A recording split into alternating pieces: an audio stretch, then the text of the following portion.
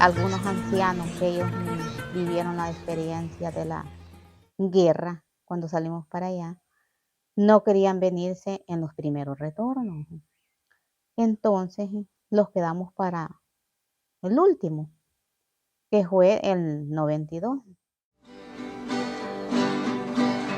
Para todos los países, este es el comunicado. Para todos los países, este es el comunicado. Todas las necesidades que pasan los refugiados. Todas las necesidades que pasan los ¿Y cómo fue la vida en Mesa Grande?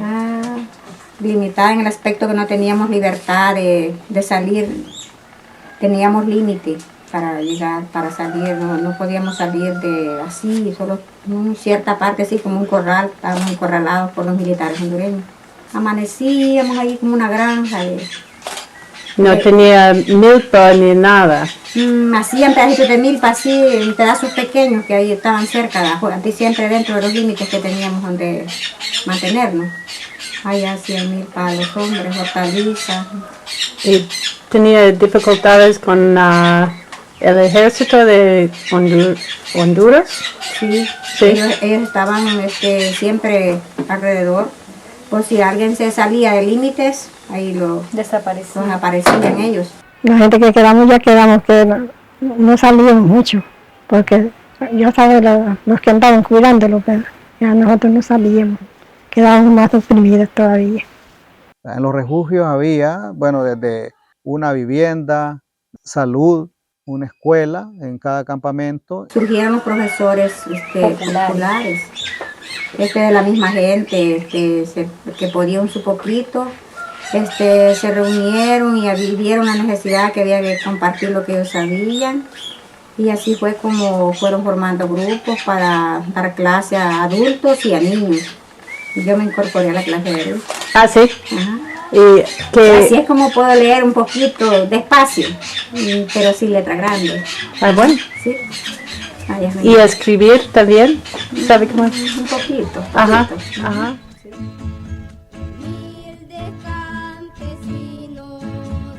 Los campamentos de refugiados ya para 1992, primeramente pues ya había una reducción de la cooperación en la parte de abastecimiento.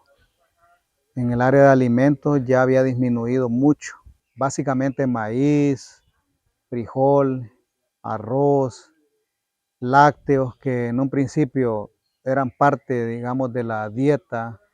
Todo eso vino disminuyendo a lo más elemental. Se decía que el que había salido antes para quedar nosotros allá, decían que ya no iba a haber otro, habían versiones que ya no iba a haber otra oportunidad de venirlo. Y había miedo también, porque decían que iban a pasar los soldados allí, que son los que iban a pasar allí con nosotros, que no sé qué, que no sé cuándo. Ahora en otras áreas que habían sido cubiertas por la misma población, me estamos hablando, comenzando por la parte de las hortalizas. Eso impactó también la venida de los retornos porque poco a poco se fue reduciendo la capacidad de producir hortalizas que se cubría desde ahí, como el tomate, el chile, cebolla, todo eso era producido en los campamentos. Las granjas donde se producía el huevo, la carne de pollo, igual se fueron desmantelando, las peceras, la producción de carne de cerdo, los talleres de zapatería, los talleres de ropa, igual, pues un porcentaje importante de los equipos se los trajeron en los retornos. Y la escuela, lo mismo, la cantidad de estudiantes y la cantidad de profesores era mucho menor. Ya no había quien atendiera la educación, al igual que la salud. Y los recortes que menciono en la parte de alimentación, pues generaron un deseo de la gente de retornar y unido a la situación política que estaba ocurriendo en El Salvador por los acuerdos de paz, pues fue lo que al final, pues, llegó el momento para decidir retornar.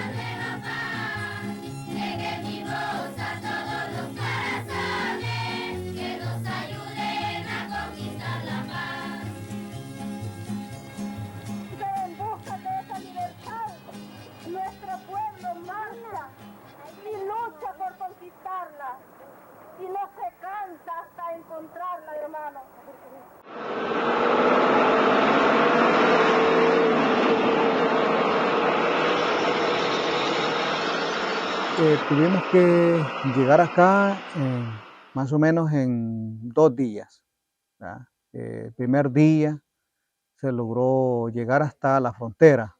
Ahí nos tocó quedarnos, dormir y al siguiente día salir ya cruzando la frontera y llegamos aquí a Santa Marta. Me acuerdo yo que eso fue como tipo 2 de la tarde, más o menos, a mediodía, 2 de la tarde. Y pues a un punto, y desde ese punto, recuerdo que fue la cancha donde llegamos, y desde la cancha pues tuvimos que salir para diferentes lugares. En ese momento pues nadie tenía una casa, pues yo recuerdo que nos tocó irnos a la casa de un familiar para mientras se resolvía a dónde construir y para luego irnos a vivir, ¿verdad? Eran como aproximado 40. 40 de las que quedamos regadas aquí en Santa Marta, Valle Nuevo y todo. Pero la que iba para San Felipe y allí era otra cantidad, que allí no me recuerdo yo cuántas familias eran. Y así fue como regresamos en el 92, el 22 de marzo del 92, llegamos acá. Vinimos aquí porque yo siempre he vivido acá. Originaria del Rodeo. Aquí nací, allá donde vive mi papá, al final de la calle. Y entonces yo dije, yo si me voy a ir a vivir donde yo estuve con mi mamá. Sí, al Rodeo.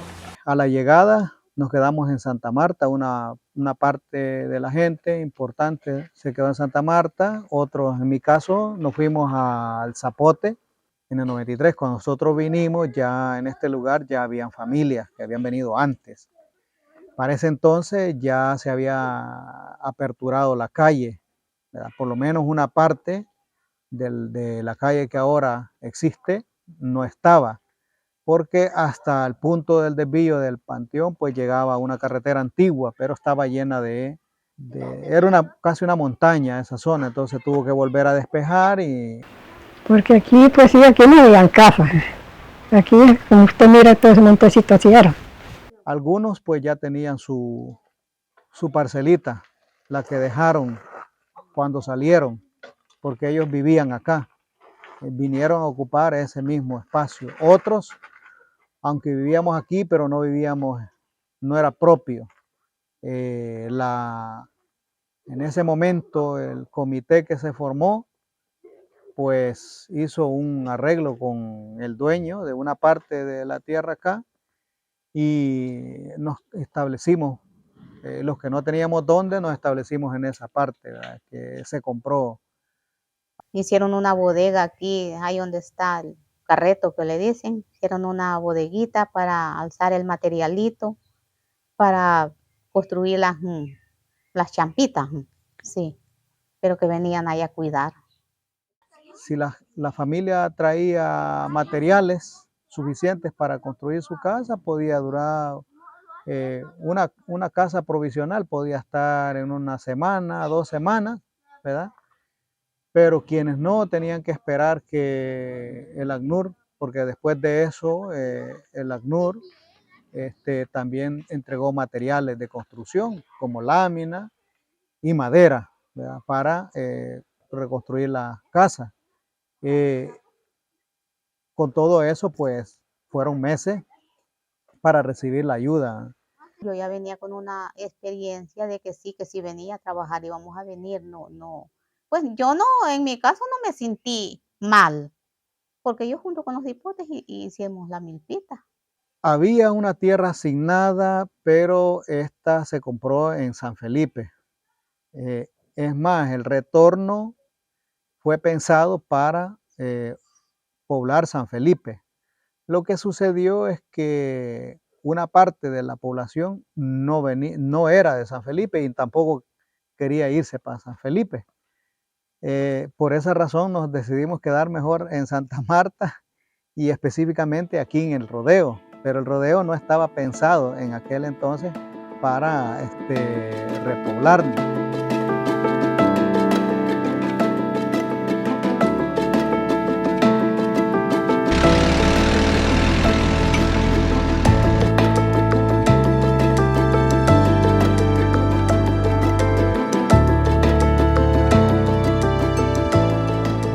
principio pues no se contaba con un lugar para enseñar a los niños y niñas. Se tuvo que hacer, bueno, las primeras veces bajo un árbol que estaba aquí a mi espalda, un árbol de conacaste, tenía muchas raíces fuera, servían como bancos donde los niños podían sentarse, todos estaban sentados en una raíz o compartían una misma raíz varias, y la pizarra se sostenía en el tronco del árbol. Ahí recuerdo yo que fueron mis primeras clases. Yo también fui profesor en ese entonces. Soy maestra, empecé pues con la educación popular en 1995, ¿verdad? Luego pues ya en 1998 me dirigieron aquí al Centro Escolar Caserío El Rodeo. Yo inicié en los refugios. La verdad es que un año, el último año en el 91, fue que comencé a trabajar con niños y niñas, ¿verdad? Por la misma situación que comentaba antes, la mayoría de profesores que se habían venido desempeñando en esa labor retornaron anteriormente. Entonces, aquellos que habíamos cursado el último grado, que era el sexto, pues éramos los que asumíamos la responsabilidad y cubríamos ese espacio dejado por los que en ese momento atendían a los niños y a las niñas. Cuando poblada, ¿verdad? Entonces, pues todo era diferente a este entonces. Antes era una iglesia y nosotros les decimos a los niños que esa fue una donación por un señor, ¿verdad? Que donó ahí, y pues a través del tiempo, cuando fue el conflicto armado, esa iglesia pues se perdió, se echó a perder. Cuando ya se repobló nuevamente el Caserío El Rodeo, ¿verdad? Se construyó una escuela. Yo me llamo Crisia Yarel Martínez Laínez y yo estudio en el Rodeo. Es bien lindo. Vamos a aprender a leer y a escribir. Eso garantiza la cultura popular. 5 letras fundamentales vamos a aprender en la canción. Esas letras son las vocales que aprenderemos en la primera lección.